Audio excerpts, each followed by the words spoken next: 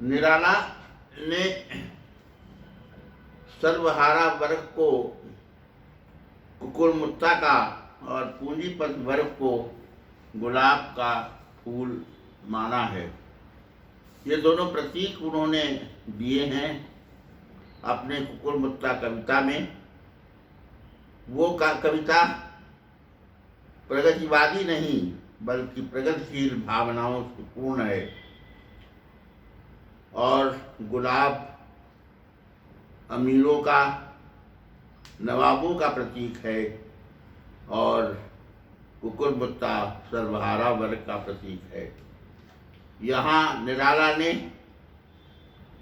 एक ऐसा चित्र प्रस्तुत किया है अपनी कविता में जो सर्वहारा वर्ग का प्रतिनिधित्व करता है। उन्होंने उस सर्वहारा वर्ग की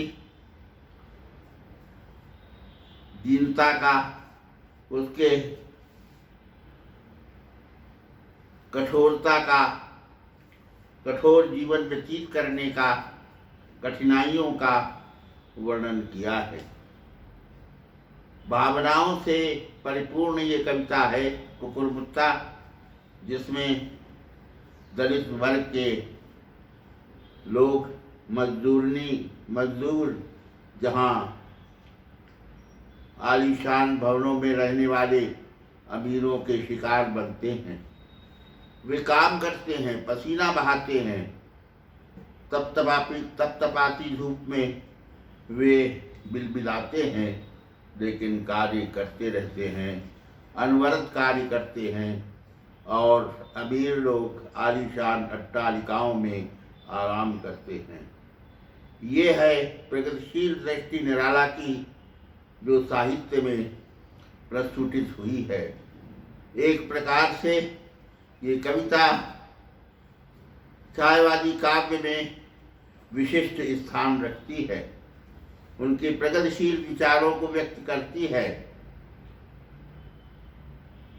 केवल कुकुरमुत्ता ही नहीं, वह तोड़ती पत्थर, इलाहाबाद के पथ पर निराला ने वो कविता लिखी है जहाँ वो स्वयं पसीने से तरबतर हुए हैं, जहाँ वो अपनी आँखों से मजदूरनी को पसीना बहाते हुए देख रहे हैं, उसके बच्चे को तड़पता हुआ देख रहे हैं। वो अपने बच्चे को किसी तरह छाया में ले जाती है और उसे बहलाती है, लेकिन मजदूरनी अपने शरीर से पसीने की धार को बहाती ही रहती है और लेकिन वो अपने कर्म में रत है, पत्थर तोड़ रही है और निराला उसी धूप में, उसी तकतमाती धूप में खड़ा हुआ है और वो उस दृश्य को देख रहा है जो दृश्य मजदूरनी का है, सर्वहारा वर्ग का है, अमीरों की दौलत का है। अमीरों की दौलत गरीबों का शोषण करती है, सर्वहारा वर्ग का शोषण करती है।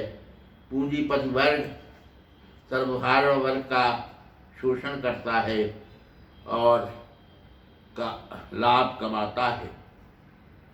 वो सर्वहारा वर्ग कितना पददलित है, कितना मजबूर है दो रोटी पाने के लिए कि वो तपतपाती धूप में मजदूर और मजदूरनी काम करते हैं और वह दृश्य निराला अपनी आँखों से देख रहा है।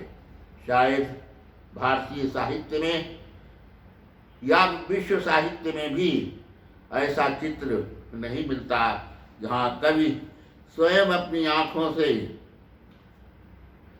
रचना की प्रस्तावना को देख रहा है।